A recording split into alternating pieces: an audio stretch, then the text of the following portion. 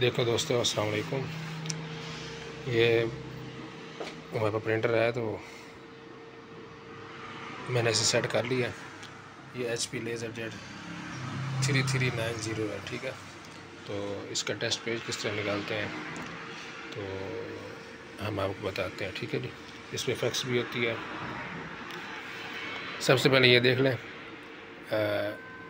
इसके ऊपर ना एक एरर आ रहा है, ये देखें रेडी लिखा हुआ है। अब ऑर्डर ब्लैक कार्टेज वगैरह, ठीक है, इसका एरर आ रहा है टोनर लो का।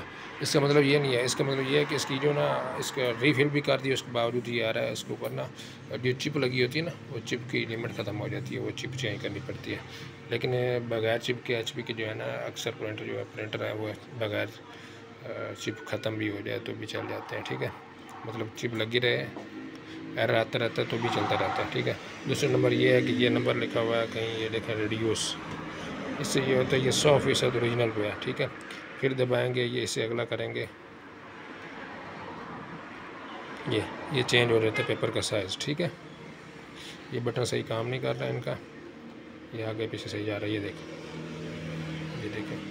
एक शीट का चौथे हिस्से पे आ जाएगी वगैरह वगैरह, ठीक है। फिट टू पेपर, हमने इसे 100% ओरिजिनल पे रखना है। ये अब हमने ना अपना एक और बता दूँ आपको, ये रिड्यूस वाला हो गया, ये लाइट एंड डार्क, ये सेंटर में दाना है, ठीक है।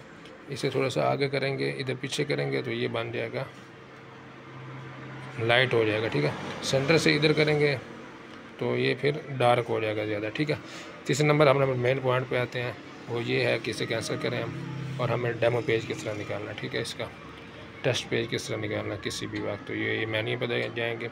अच्छा, मुख्तलिफ मेन्यू किसी मुख्तलिफ किस्म का होता है, किसी के दूसरे तीसरे नंबर पर आ जाता है।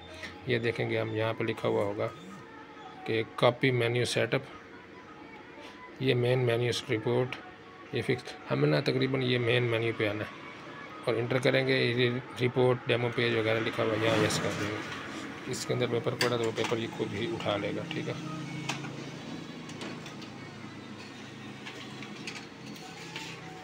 ये